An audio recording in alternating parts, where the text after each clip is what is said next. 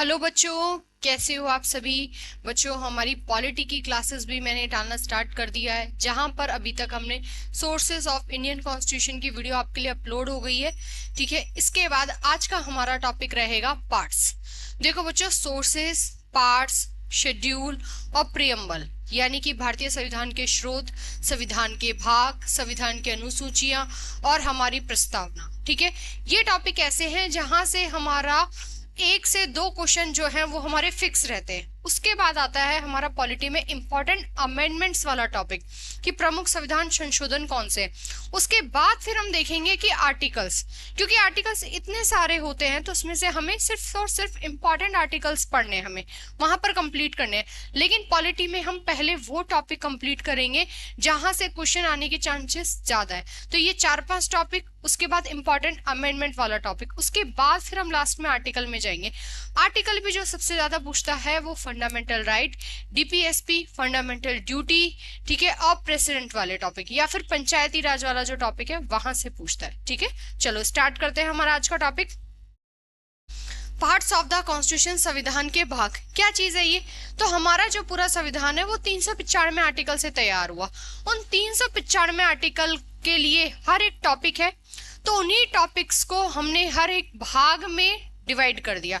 यानी कि एक पूरी संविधान की किताब है जिसे हमने भाग में डिवाइड कर दिया कि भाग 1 में हमें क्या पढ़ना है, कहां से कहां तक आर्टिकल की बात करनी है, भाग 2 में क्या पढ़ना है, भाग 3 में क्या पढ़ना है, भाग 4 में क्या पढ़ना है, भाग 5 में क्या पढ़ना है। तो शुरुआत में जब हमारा संविधान बना था तब हमारे पास कितने भाग थे? 22। लेकिन वर्तमान में ये भाग कितने हो गए हैं? 25। हालांकि 23, 24, 25 करके कोई नंबर नहीं है, लेकिन पार्ट 4 है तो 4 के बाद 4A है, 9 है तो 9A है, 9B है, 14 है तो फिर 14A भी है। तो इस तरह से जब हम इसकी गिनती करते हैं तो ये भाग 22 से बढ़कर कितने हो जाते हैं? 25। तो यहाँ से हमारे 2 सवाल तैयार होते हैं। शुरू में पूछा जाए कि मूल संविधान में, ओरिजिनल कॉन्स्टिट्यूशन में कितने भाग थे, तब हमें आंसर क्या करना है? 22। और वर्तमान में पूछे एट प्रेजेंट, तब हमें आंसर क्या करना है? 25। ठीक है, अब इसमें से भी कुछ पार्ट पे मैं स्टार लगा दूंगी जो सबसे ज्यादा एग्जाम में रिपीट होते हैं, तो वो वाले पार्ट्स आपको किसी भी हाल में नहीं भूलने हैं। भाई देखो भी, सबसे पहले आता है हमारा भाग 1। पार्ट 1 में क्या आता है? तो देखो इधर, पार्ट 1 में पहली बात तो आर्टिकल आता है 1 से लेके 4 तक। देखो पार्ट्स में मैं आपको इस टॉपिक से मैं आपको फिर से क्वेश्चन बता देती हूँ, हर टॉपिक में मैं आपको साथ के साथ क्वेश्चन बताती हूँ कि क्वेश्चन कैसे कैसे बनते हैं। तो इस टॉपिक से भी 2 तरह के क्वेश्चन बनते हैं। पहला सवाल वो पूछ सकता है कि पार्ट 1 का टॉपिक क्या है, पार्ट 1 के अंदर आता क्या सब्जेक्ट है जिसके बारे में हमें बात करनी है। और दूसरा सवाल बनता है कि पार्ट 1 आर्टिकल कहाँ से कहाँ तक आता है, हमसे मैच भी करवा सकता है। तो इस टॉपिक से हमें ये दोनों क्वेश्चन याद करने हैं। ठीक है, तो सबसे पहले आता है बच्चों हमारा पार्ट 1। पार्ट 1 के अंदर आता है यूनियन एंड इट्स टेरिटरी, संघ और उसके राज्य क्षेत्र। आर्टिकल कहां से कहां तक? सीधा सीधा याद करना है, आर्टिकल 1 से लेके 4 तक। ठीक है, उसके बाद आता है पार्ट 2। पार्ट 2 बहुत इंपॉर्टेंट है, पार्ट 2 से सवाल आते हैं। तो देखो इधर, पार्ट 2 पे स्टार लगा लो भाई, पार्ट 2 इंपॉर्टेंट है। पार्ट 2 में आता है बच्चों सिटीजनशिप, नागरिकता। तो पार्ट 1 में तो हम पढ़ते हैं कि पूरा एक भारत है हमारा, ठीक है, इसकी बाउंड्री क्या क्या होगी, भारत का नाम क्या क्या होगा, भारत कैसा है, तो भारत यूनियन ऑफ स्टेट है। ये बात यहीं के यहीं से याद रख देना, भारत क्या है? Union of state. हिंदी में भी ऐसे लिखा जाता है, भारत फेडरल ऑफ स्टेट नहीं है बच्चों, याद रखना, भारत यूनियन ऑफ स्टेट है। और ये चीज हमने कहाँ से ले रखी है? तो हम ये चीज हमने कनाडा से ले रखी है। सोर्सेज वाले टॉपिक में मैंने आपको पढ़ाया था, इसको साथ के साथ याद कर लो। ठीक है, तो ये चीज हम पढ़ते हैं आर्टिकल 1 के अंदर। तो भारत यूनियन ऑफ स्टेट है, भारत के किसी भी राज्य को अधिकार नहीं है कि वो केंद्र से अलग हो सके। हमारे यहाँ पर राज्य कब को डिवाइड किया जा सकता है, लेकिन सेंटर को कभी भी तोड़ा नहीं जा सकता है। इसी चीज को बोला जाता है यूनियन ऑफ स्टेट। तो पार्ट 1 में तो हम बात करते हैं कि पूरा भारत क्या है, उसका संघ क्या है, उसका राज्य क्षेत्र क्या है। पार्ट 2 में हम बात करते हैं उसमें रहने वाले लोग कौन होंगे, कौन भारतीय नागरिक कहलाएंगे। तो पार्ट 2 पेपर में पूछा जाता है, पार्ट 2 में आता है सिटीजनशिप, और पार्ट 2 का आर्टिकल भी पेपर में पूछा जाता है 5 से लेके 11। तो देखो पहले वाले में हमने पढ़ा 1 से लेके 4, दूसरे में हमने पढ़ा 5 से 11, सीक्वेंस चलेगा। ठीक है। अगले वाले में हम पढ़ेंगे यहाँ पर 12 से 35, ठीक है, फिर 36 से 51, फिर आ जाएगा हमारा 51A, कैपिटल ए की आर्टिकल है, ठीक है। तो इस तरह से हमें याद रखना है कि पार्ट 1 में क्या आता है, पार्ट 1 में आर्टिकल कहां से कहां तक आता है, पार्ट 2 का टॉपिक क्या है और आर्टिकल कहां से कहां तक आता है। क्लियर है? तो पार्ट 2 पेपर में ज्यादा पूछा जाता है। उसके बाद पार्ट 3 इंपॉर्टेंट है, इसको भी स्टार लगा लो बच्चों, ये भी पेपर में बहुत ज्यादा पूछा जाता है। पार्ट 3 में आते हैं बच्चों फंडामेंटल राइट, मौलिक अधिकार, और आर्टिकल कहां से कहां तक, तो 12 से लेके 35 तक भाई। कि भाग 1 में हमें पढ़ना है पूरा भारत का संघ क्या है, भाग 2 में हमें पढ़ना है कि उसमें रहने वाले लोग कौन होंगे, कौन भारतीय नागरिक कहलाएंगे, और भाग 3 में हमें उन नागरिकों को क्या देना है, अधिकार। नागरिकों के साथ साथ जो हमारे बाहर के लोग हैं, विदेशी वाले लोग हैं, उन लोगों को भी हमने क्या दे रखे हैं, मौलिक अधिकार दिए हुए। ठीक है, ये मौलिक अधिकार हमने लिए कहां से, तो याद रखना अमेरिका, यूएसए से, क्योंकि अमेरिका ही पहला देश है जिसने अपने संविधान में, क्योंकि अमेरिका का फर्स्ट रिटन कॉन्स्टिट्यूशन है, पहला लिखित संविधान अमेरिका, और अमेरिका ही वो पहला देश है जिसने अपने संविधान में सबसे पहले किसको शामिल किया है, मौलिक अधिकारों को शामिल किया गया। जबकि इसकी शुरुआत हुई तो कहां से, ब्रिटेन से, लेकिन बच्चों हमने ब्रिटेन से नहीं लिया है, हमने कहां से लिया है, अमेरिका। तो यहाँ से एक और सवाल तैयार होता है कि मौलिक अधिकार हमने कहां से लिए हैं, तो कहां से लिए, अमेरिका से। यहीं से एक और सवाल इंपॉर्टेंट आता है कि भाग 3 को किस नाम से जाना जाता है, तो याद रखना संविधान का मैग्ना कार्टा कहा जाता है इसे। भाग 3 को क्या कहा जाता है, संविधान का मैग्ना कार्टा। पूछा हुआ सवाल है ये पेपर में।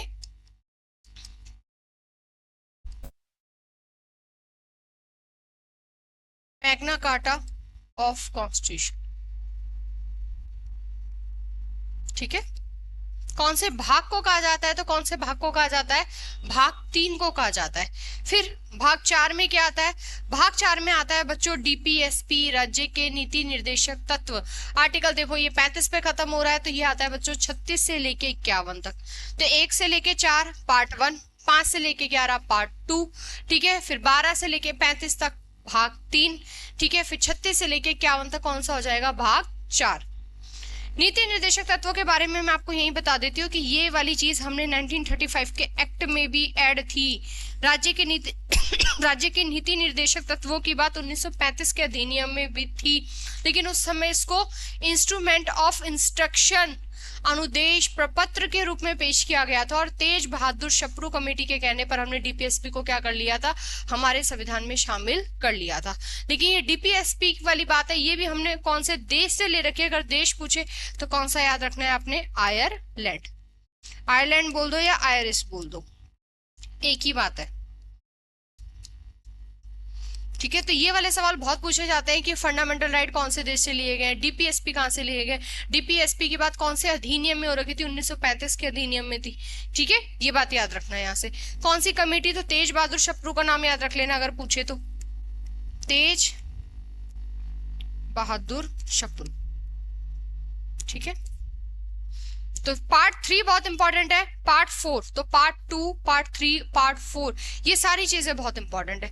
इसी के साथ फंडामेंटल राइट की अब कुछ बातें और याद रखना कि मौलिक अधिकारों की बात साथ में और किस में हो रखी है, नेहरू रिपोर्ट, ठीक है, जो मोतीलाल नेहरू की थी 1928, नेहरू रिपोर्ट। इसमें भी मौलिक अधिकारों की बात हो रखी है कांग्रेस के कौन से अधिवेशन में, 1931 के कराची अधिवेशन में। ये बात भी याद रखना, कराची अधिवेशन में, कराची सेशन, इंग्लिश में बता रही हूं मैं आपको, कराची सेशन इन 1931, 1931 के कराची अधिवेशन में भी मौलिक अधिकार देने की बात हुई थी। और इस कराची अधिवेशन के अध्यक्ष कौन थे, सरदार वल्लभ भाई पटेल,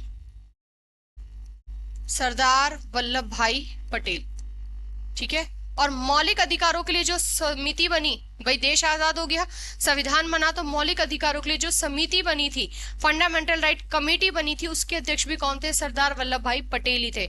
और 1931 में जब कांग्रेस का कराची सेशन हुआ था, उसमें भी मौलिक अधिकार देने की बात हुई थी। हालांकि उस समय कहा गया था हम 8 मौलिक अधिकार देंगे, ठीक है। उसके अध्यक्ष भी कौन थे उस कराची सेशन के भी, सरदार वल्लभ भाई पटेल थे। तो ये 2 बातें हमारी हिस्ट्री से जुड़ी हुई हैं, भले ये टॉपिक हमारा पॉलिटी का है, लेकिन ये फंडामेंटल राइट की बात दोनों हमारी मॉडर्न हिस्ट्री से भी जुड़ी हुई है, तो ये साथ के साथ यही नोट कर लेना कि कौन सी रिपोर्ट में मौलिक अधिकारों की बात हो रखी है। तो 1928 की नेहरू रिपोर्ट में। कांग्रेस के कौन से अधिवेशन में मौलिक अधिकारों की बात हो रखी है? तो 1931 के कराची अधिवेशन में, जिसके अध्यक्ष कौन थे? सरदार वल्लभ भाई पटेल। और देश आजाद होने के बाद जो समितियां बनी थी हमारी, ठीक है, उसमें से मौलिक अधिकार समिति, फंडामेंटल राइट कमेटी के अध्यक्ष भी कौन थे? सरदार वल्लभ भाई पटेल थे। सारी समितियों में से सबसे बड़ी समिति भी कौन सी थी? मौलिक अधिकारों की ही समिति थी। फंडामेंटल राइट कमेटी सबसे बड़ी थी उन सारी समितियों में से। क्लियर है? तो ये चीजें बच्चों नोट कर लेना, जितनी भी चीजें मैं लिख रही हूँ सारी साइड में वो नोट करते जाना। उसके बाद अगला आता है हमारा पार्ट 4A। ये भी पेपर में बहुत पूछा जाता है। इसमें बच्चों हमने रखे हैं मौलिक कर्तव्य। अभी ए लगा हुआ है, ये हमने पहले से जोड़ा हुआ नहीं था, यानी कि फंडामेंटल ड्यूटीज, मौलिक कर्तव्य हमारे मूल संविधान में नहीं थे, ये हमने बाद में शामिल किए हैं। और बाद में शामिल किए हैं तो कौन से अमेंडमेंट से किए हैं? 42वें संविधान संशोधन 1976 के द्वारा। और कौन सी कमेटी के कहने पर? सरदार स्वर्ण सिंह समिति के कहने पर। ठीक है, कितने सदस्य थे सरदार स्वर्ण सिंह समिति में? थे 12 सदस्य। ठीक है, 12 सदस्य याद रखना भाई। एक ही आर्टिकल है इसका, आर्टिकल 51A।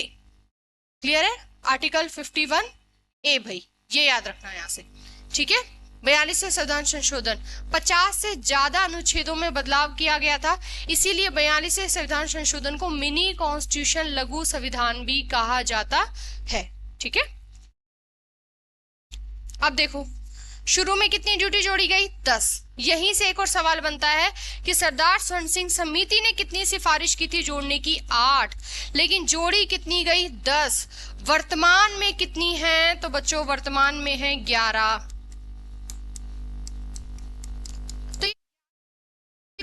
तो 11वें नंबर की जुड़ी है 86वें संविधान संशोधन 2002 के द्वारा।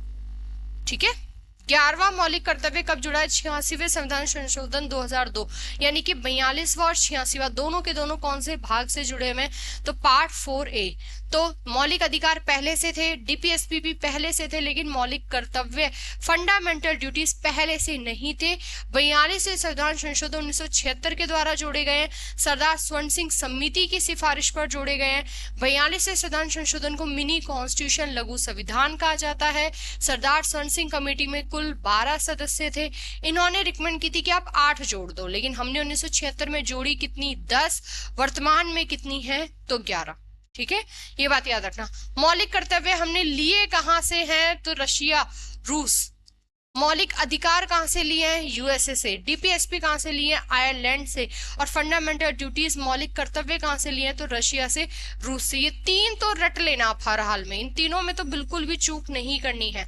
तो part 2, part 3, part 4, part 4A, ये सारे के सारे पार्ट अभी तक के इंपॉर्टेंट है बच्चों। क्लियर है? तो देखो इधर, 11th fundamental duties was added by 86 constitutional amendment 2002।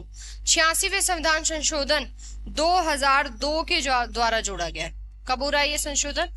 2002। ठीक है, उसके बाद अगला आता है हमारा पार्ट 5। और पार्ट 5 हमारा बहुत बड़ा, इसके अंदर आता है बच्चों यूनियन, पूरा का पूरा संघ, जो लोग पूरे के पूरे संघ में काम करते हैं। और इसमें आर्टिकल कहां से कहां तक आता है? 52 से लेकर 151। तो देखो सबसे पहले हमने पढ़ा 1 से लेके 4, पार्ट 1। 2 में हमने पढ़ा 5 से लेके 11। 3 में हमने पढ़ा 12 से लेकर 35। 4 में हमने पढ़ा 36 से लेकर 51। फिर 4A था, इसमें एक ही आर्टिकल है, ओनली 51A। ठीक है, तो इसके बाद 52 आएगा। तो ये 52 से लेके 151 तक क्या आता है? पूरा संघ आता है। इस संघ में कौन कौन आते हैं? राष्ट्रपति आता है, उपराष्ट्रपति आता है, प्रधानमंत्री आता है, उसकी मंत्री परिषद आती है, महान्यायवादी आता है, संसद आती है, सुप्रीम कोर्ट आता है, और लास्ट में आता है नियंत्रक एवं महालेखा परीक्षक यानी कि कैग। ठीक है, लेकिन क्योंकि अब पेपर के पैटर्न चेंज हो रहे हैं, तो हमें एक नेक्स्ट लेवल पे चीजें पढ़नी है, तो हम पार्ट्स के साथ साथ चैप्टर भी पढ़कर चलेंगे इस बार के एग्जाम्स के लिए। ठीक है, तो पार्ट 5 में कितने चैप्टर हैं? 5। 5 में से जो पहला चैप्टर है उसमें आता है एग्जीक्यूटिव यानी कि कार्यपालिका। और कार्यपालिका कहां से कहां तक आती है? 52 से 78। बच्चों ये क्वेश्चन पेपर में पूछा हुआ है कि संघ की कार्यपालिका, सेंटर की एग्जीक्यूटिव कहां से कहां तक आती है आर्टिकल में? तो 52 से लेकर 78 तक कौन कौन आते हैं इसके अंदर? तो देखो, राष्ट्रपति, उपराष्ट्रपति, मंत्री परिषद, भारत का महान्यायवादी और अटॉर्नी जनरल का आर्टिकल यही की यही याद कर देना, बहुत इंपॉर्टेंट है, बिल्कुल भी नहीं छोड़ के जाना है पेपर में। आर्टिकल 76, ठीक है। भारत का महान्यायवादी कौन सा है? आर्टिकल 76। तो पूरी की पूरी एग्जीक्यूटिव कार्यपालिका कहां से कहां तक है? 52 से लेकर 78। क्या क्या आता है इस कार्यपालिका में? राष्ट्रपति आता है, उपराष्ट्रपति आता है, president, vice president, council of minister और अटॉर्नी जनरल। तो ये तो बात हो गई चैप्टर 1 की। चैप्टर 2 में क्या आता है? तो चैप्टर 2 में आती है पार्लियामेंट। अभी 78 पे खत्म हो रहा है, 79 से लेकर 122 तक पूरी की पूरी संसद यानी कि हमारी विधायिका, लेजिस्लेटिव जो विधि का निर्माण करती है। तो कानून कौन बनाती है हमारे देश में? कानून बनाने वाली सर्वोच्च संस्था कौन सी है? संसद, ठीक है। चैप्टर 3 स्टार लगा लो बच्चों, बहुत इंपॉर्टेंट है। प्रेसिडेंट की लेजिस्लेटिव पावर और विधायी शक्ति में क्या आता है? राष्ट्रपति की विधायी शक्ति में आता है अध्यादेश जारी करना, करना। और कौन से आर्टिकल से? एक ही आर्टिकल है, आर्टिकल 123। तो ये आर्टिकल भी बहुत बहुत इंपॉर्टेंट है। सीधा क्वेश्चन आता है कि राष्ट्रपति की अध्यादेश शक्ति किस तरह की शक्ति है? तो पहली बात तो वो उसकी विधायी शक्ति है, लेजिस्लेटिव पावर है, पहला सवाल। दूसरा सवाल, राष्ट्रपति अध्यादेश जो जारी करता है वो किस अनुच्छेद से, किस आर्टिकल से करता है? तो आर्टिकल 123 से करता है। और यह अध्यादेश कितने समय तक रह सकता है? अधिकतम कितने समय तक रह सकता है? ये सवाल भी पेपर में पूछा हुआ है। तो याद रखना, ऑर्डिनेंस, अध्यादेश को इंग्लिश में बोलते हैं ऑर्डिनेंस। तो ये मैं बता देती हूँ, अधिकतम 7.5 महीने। 7.5 महीने को कई बार ऑप्शन चेंज करके लिख देता है 6 महीने और 6 सप्ताह, 6 मंथ्स एंड 6 वीक्स, ठीक है भाई। 6 सप्ताह, एक महीने में 4 सप्ताह होते हैं, तो 6 सप्ताह का मतलब क्या हो गया? 1.5 महीना हो गया। तो 6 महीने में 1.5 महीना जोड़ोगे तो हो तो गए 7.5 महीने। इस अध्यादेश को जारी करने की शक्ति राष्ट्रपति को, अध्यादेश वापस लेने का काम भी किसका है? राष्ट्रपति का। लेकिन ये अध्यादेश अधिकतम कितने समय तक रह सकता है? तब कितना याद रखोगे? 7.5 महीने, 6 महीने और 6 हफ्ता, ठीक है। किस आर्टिकल से? आर्टिकल 123 से। ये राष्ट्रपति की कैसी शक्ति है ये भी पूछ सकता है कि राष्ट्रपति की कार्यपालिका शक्ति है, राष्ट्रपति की न्याय वाली शक्ति की कानूनी शक्ति है, राष्ट्रपति की मिलिट्री पावर तो नहीं है कहीं। तो ये राष्ट्रपति की लेजिस्लेटिव पावर, उसकी विधायी शक्ति है अध्यादेश जारी करना, ठीक है। कौन से चैप्टर में आती है? चैप्टर 3 में। तो देखो अभी तक हम पार्ट 5 पर ही हैं, पार्ट 5 को हमने टुकड़ों में तोड़ दिया। तो पार्ट 5 5 चैप्टर, 5 से 5 याद कर लेना। पार्ट 6 चैप्टर, 6 से 6 याद कर लेना, ठीक है। उसके बाद आता है पार्ट 5 का है चैप्टर नंबर 4। चैप्टर 4 में आती है बच्चों संघ की न्यायपालिका, राज्य की न्यायपालिका नहीं, हाई कोर्ट की बात नहीं हो रही है, सुप्रीम कोर्ट की बात हो रही है। संघ की न्यायपालिका यानी कि सुप्रीम कोर्ट। और देखो ये 120 पर खत्म हुआ है ना, तो 124 से लेकर 147। तो देखो सबसे पहले 52 से 78, ठीक है, 52 से 78, 79 से 122, 123, 124 से 147। हमें खत्म किस पे करना है? 151 पर। तो लास्ट चैप्टर में, चैप्टर नंबर 5 में, ये तो अध्याय 4 है, अध्याय 5 में आता है कैग, ठीक है, कंट्रोलर एंड ऑडिटर जनरल, नियंत्रक एवं महालेखा परीक्षक, जिसका काम है सरकार के सारे खर्चों का, सरकार की जितनी भी आय है, सरकार के इनकम और एक्सपेंडिचर, सरकार की आय और सरकार के खर्चों का पूरा ब्यौरा रखना, सरकार के बजट का पूरा ध्यान रखना, किस योजना पर कितना खर्चा हुआ है, कहीं सरकार भ्रष्टाचार तो नहीं कर रही है। तो वो सारी चीजें सबसे पहले किसको पता चलती है? कैग को पता चलती है, ठीक है। कौन से आर्टिकल से? तो देखो ये 147 पे खत्म हो रहा है ना, तो 148 से लेकर 151 तक, ठीक है। ये नोट कर लेना बच्चों, चैप्टर जरूर याद करके जाने, अपना लेवल बढ़ाओ पढ़ने का, सिर्फ ऐसा नहीं कि पार्ट्स याद करके चले गए हो गया काम। तो देखो इधर पार्ट 5 में क्या आता है? नियंत्रक एवं महालेखा परीक्षक, कंट्रोलर, कंट्रोलर नहीं है, स्पेलिंग बिल्कुल सही लिखी हुई है, controller and auditor general, article 148 से लेकर 151 तक, ठीक है। तो इस तरह से हमारा कौन सा पार्ट कंप्लीट हो गया? पार्ट 5। उसके बाद आता है बच्चों हमारा पार्ट 6। 6 में 6 से 6 याद कर दो। 6 में आता है पूरा का पूरा राज्य। ठीक है। अब 6 पेपर में थोड़ा कम पूछा जाता है, तो इसमें भी हम मेन चीज याद करके चलेंगे। पार्ट 5 तक तो रट लेना, पार्ट 2, पार्ट 3, पार्ट 4A और पार्ट 5, यहां तक आपको बिल्कुल अच्छे से याद होना चाहिए। उसके बाद आता है पार्ट 6 के अंदर आर्टिकल याद रखना 152 से लेकर 237 तक। ठीक है। क्या आता है चैप्टर 1 में? चैप्टर 1 ओनली जनरल है। एक आर्टिकल आता है 152 और 152 के अंदर आती है राज्य की परिभाषा, डेफिनेशन ऑफ स्टेट, राज्य की परिभाषा। एक मिनट बच्चों, मैं पानी पी लेती हूँ फिर बताती हूँ आपको।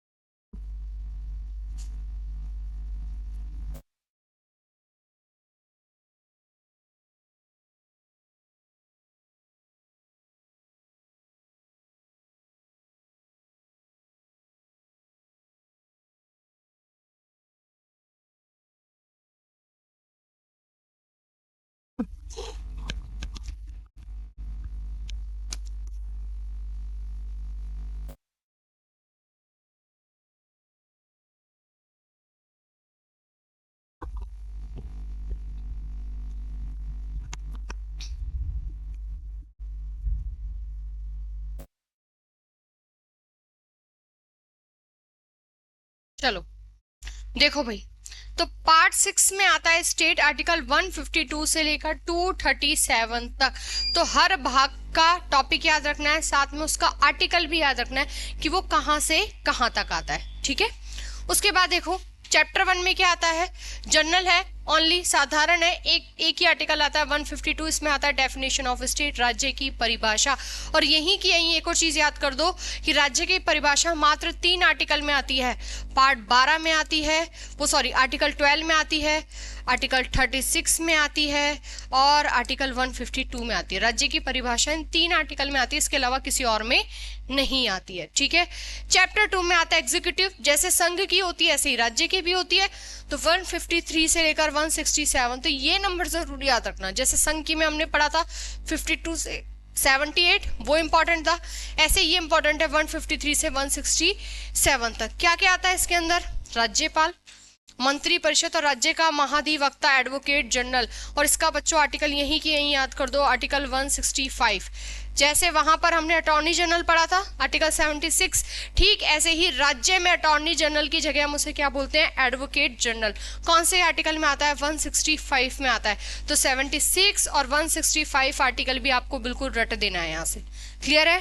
उसके बाद आता है चैप्टर 3 में, जैसे वहां संसद होती है ऐसे राज्य का विधानमंडल होता है, आर्टिकल 168 से लेकर 212 तक। ठीक है। फिर जैसे वहां राष्ट्रपति की विधायी शक्ति होती है, क्या? अध्यादेश जारी करना, ऑर्डिनेंस इशू करना।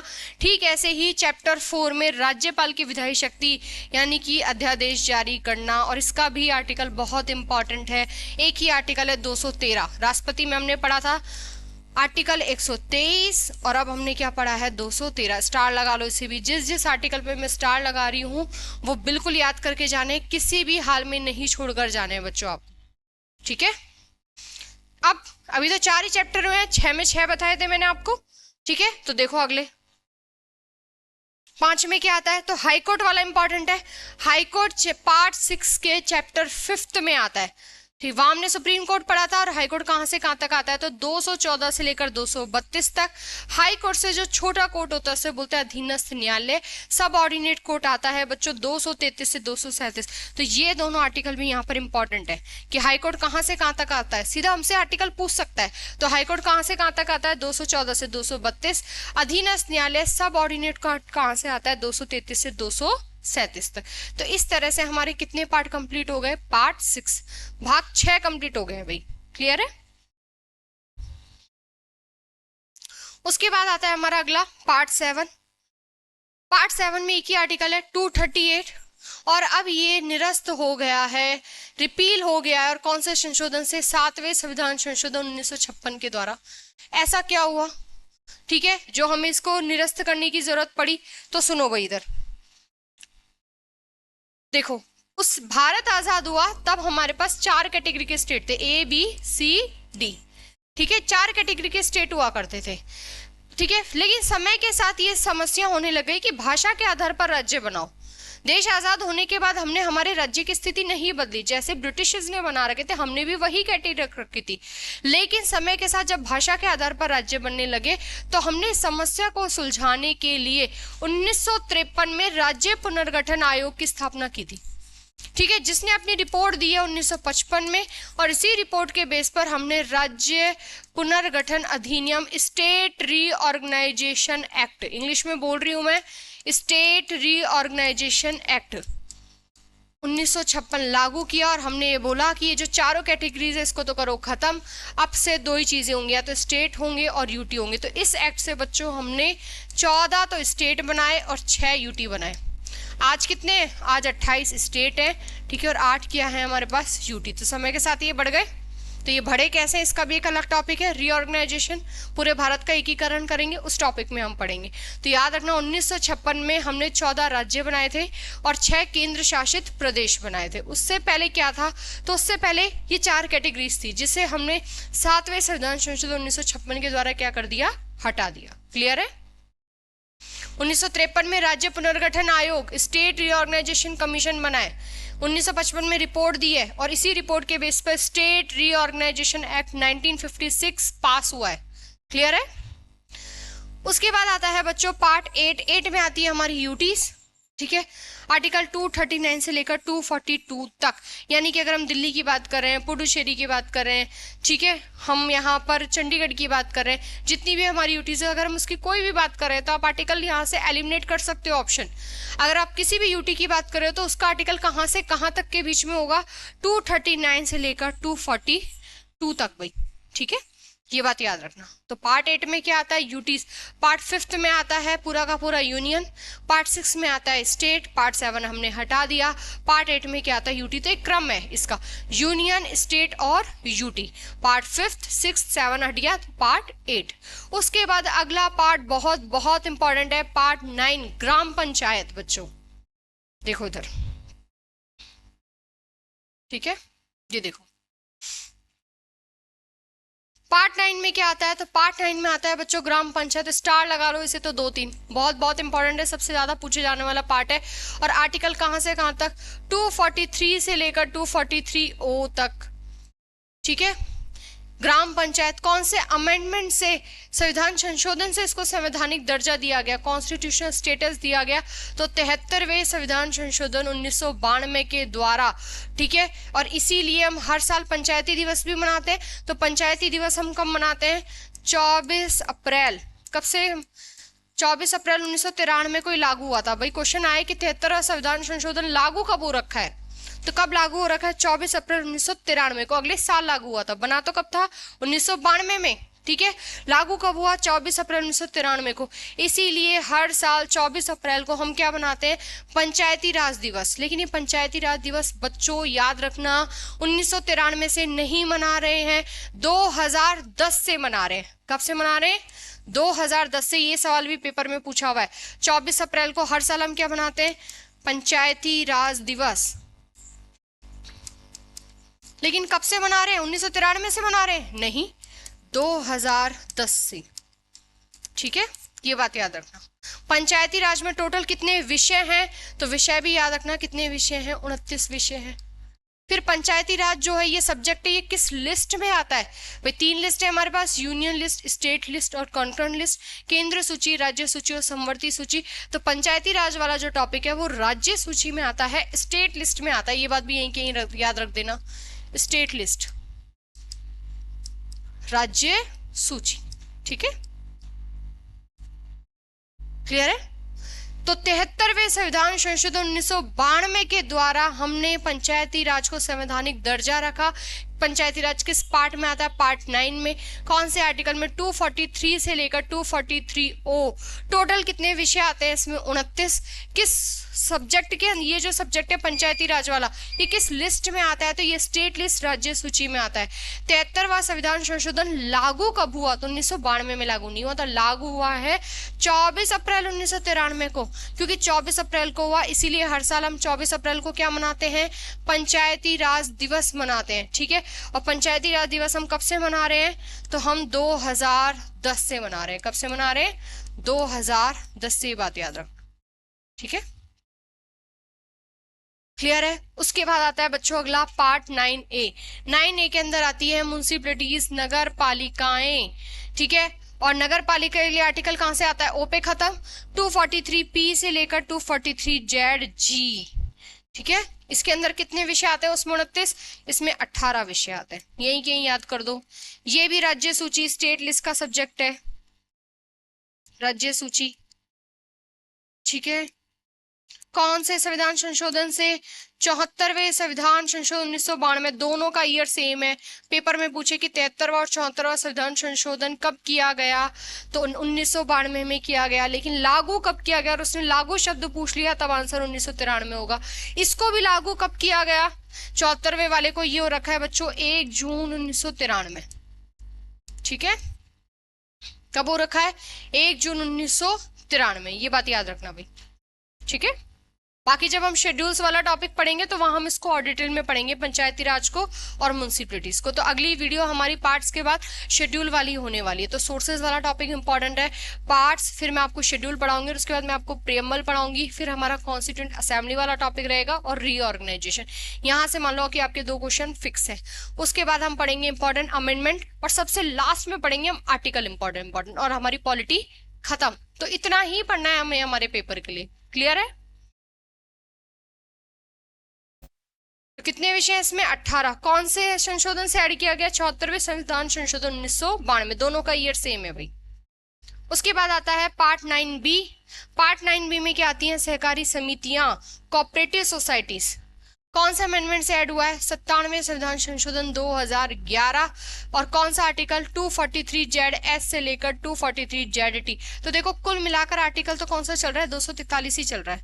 तो पार्ट 9 और 9A ये पेपर में सबसे ज्यादा पूछे जाते हैं, दोनों के दोनों, जिसमें से 9 तो बहुत ज्यादा इंपॉर्टेंट है, ठीक है। तो यहां तक हो गई 9 की बात। उसके बाद आता है पार्ट 10। 10 में आते हैं 2 ही आर्टिकल, 244 से लेकर 244 कैपिटल A। क्या आता है इसके अंदर, सारे के सारे अनुसूचित जाति और जनजातीय क्षेत्र, शेड्यूल एंड ट्राइबल एरियाज। हर राज्य में अनुसूचित जातियों के लिए हमने एक पर्टिकुलर किसी एरिया को एक क्षेत्र अनाउंस कर रखा है कि ये एरिया शेड्यूल एरिया में काउंट होगा। तो अनुसूचित जाति और जनजातीय क्षेत्रों के लिए जो भी प्रावधान करने हैं वो सारे के सारे किस भाग में रखे हुए हैं, भाग 10। कौन से 2 आर्टिकल है, 244 और 244 कैपिटल A, क्लियर है। तो इस तरह से हम कहां तक पहुंच गए, भाग 10 तक। उसके बाद आता है बच्चों भाग 11। 11 के अंदर आते हैं केंद्र और राज्यों के बीच में संबंध, आर्टिकल 245 से लेकर 263। और ये जो संबंध है ये 2 तरह के होते हैं, इन 2 तरह के संबंध को 2 चैप्टर्स में बांट रखा है। तो भाग 11 में कितने चैप्टर्स हैं, 2। चैप्टर 1 में आते हैं विधायी संबंध, लेजिस्लेटिव रिलेशन, आर्टिकल 245 से लेकर 255 तक, ठीक है। चैप्टर 2 में आते हैं प्रशासनिक संबंध। तो ये देखो 255 पे खत्म हो रहा है, यानी कि 256 से लेकर 263 तक, ठीक है। तो सीधा पूछेगी प्रशासनिक संबंध, एडमिनिस्ट्रेटिव सिस्टम कौन से भाग में आते हैं, इस तरह से भी तो सवाल पूछ सकता है। जरूरी थोड़ा हमेशा केंद्र और राज्यों के मध्य संबंध पूछे, सीधा क्वेश्चन आ जाए केंद्र और राज्यों के मध्य प्रशासनिक संबंध किस भाग में आते हैं, भाग 11 में आते हैं कि भाग 12 में आते हैं, क्योंकि भाग 12 में भी केंद्र और राज्यों के मध्य संबंध है। तो भाग 11 में आते हैं प्रशासनिक संबंध, और भाग 11 के भी अध्याय 2 चैप्टर नंबर 2 में आते हैं। तो भाग 11 2 चैप्टर में बटा, चैप्टर 1 में विधायी संबंध, ठीक है, और चैप्टर 2 में प्रशासनिक संबंध, क्लियर है।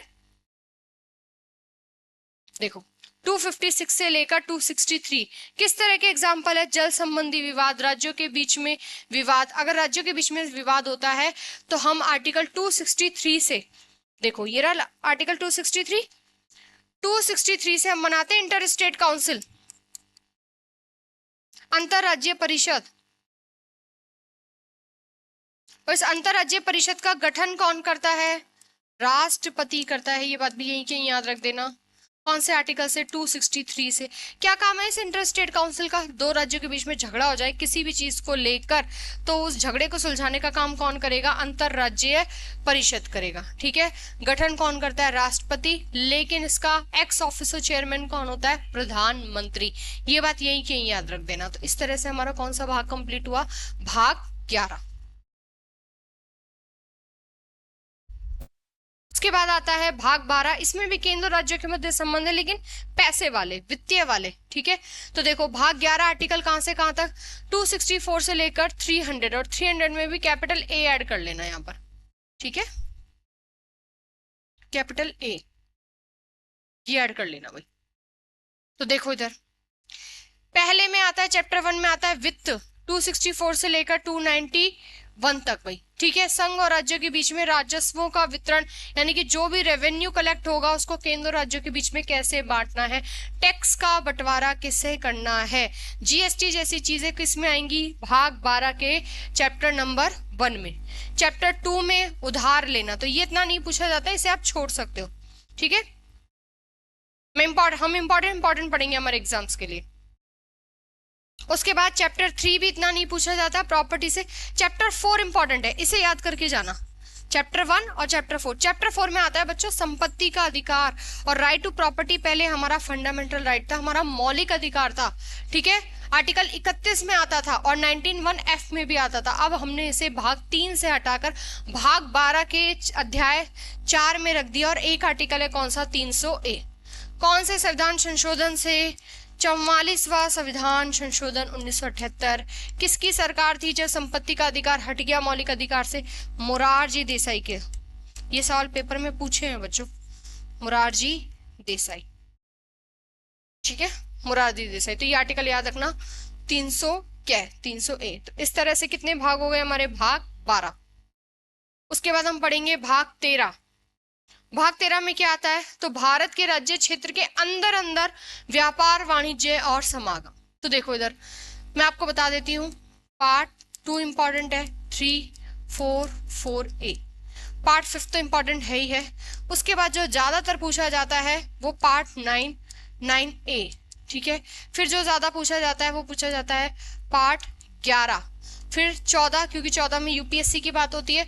14 के बाद 15 इंपॉर्टेंट है, 15 के बाद 17, 18 और 20। यानी कि हमें सिर्फ और सिर्फ ये भाग ज्यादा याद करके जाने हैं। हमारे पेपर में हर एग्जाम में यही वाले भाग क्या होते हैं? रिपीट। तो अगर आपको लास्ट में लगे कि रिविजन करने के लिए कौन कौन से भाग याद करने, तो ये सारे नोट कर लो, ये वाले नंबर से याद करके चल जाना। क्लियर है? तो भाग 13 301 से लेकर 307 तक। ठीक है, फिर भाग 14 इंपॉर्टेंट है क्योंकि यूपीएससी आता है इसके अंदर, services under the union and the state. UPSC की बात हो रखी है भाई, तो आर्टिकल कहां से कहां तक? 308 से लेकर 323। और अकेले हम इसमें यूपीएससी की बात करें तो 315 से लेकर 323 तक। ठीक है, तो यूपीएससी कौन से भाग में आता है? भाग 14 में डायरेक्ट क्वेश्चन आ सकता है। भाग 14 कहां से कहां तक? 308 से लेकर 323 तक।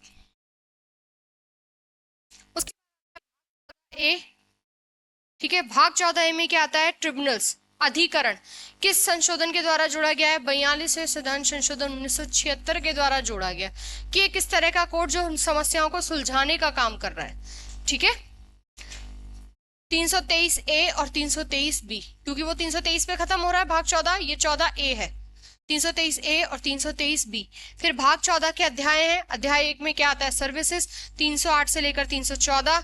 अध्याय 2 में आता है यूपीएससी, पब्लिक सर्विस कमीशन, 315 से 323। तो ये पूछ सकता है कि पब्लिक सर्विस कमीशन का आर्टिकल कहां से कहां तक आता है? तो 315 से 323 किस में आता है? भाग 14 में आता है। और 14 के भी कौन से चैप्टर में आता है? चैप्टर नंबर 2 में आता है। तो चैप्टर्स जरूर याद करके जाना।